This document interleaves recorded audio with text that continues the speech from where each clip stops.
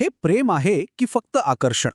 हा प्रश्न अनेकांना पडतो. चला आज याचं उत्तर शोधूया. एकाच व्यक्तीचा सतत विचार खूप छान वाटतं, पण मनात धाकधुकही असते. ओळखीचं वाटते ना?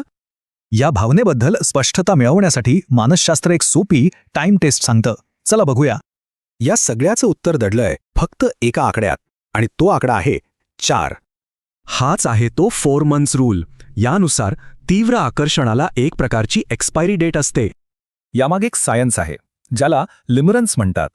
ही एक केमिकल धुंदी आहे, डोपामाइनमुळे होणारी. पण ही केमिकलची जादू कायम टिकत नाही. साधारण 4 महिन्यांनी तिचा प्रभाव कमी व्हायला लागतो.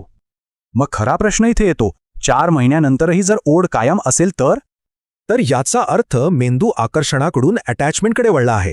सोप्या शब्दात हे प्रेम असू शकतं. आणि हो, ही गोष्ट हवेतली नाही. याला जागतिक आणि भारतीय संशोधनाचा आधार आहे.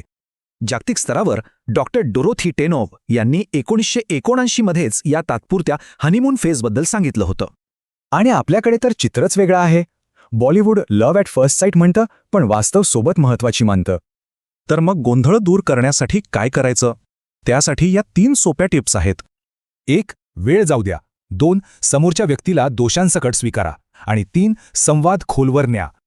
किती मार्मिक वाक्य आहे हे. आकर्षण शरीराशी, तर प्रेम थेट विचारांशी जोडलेलं असतं.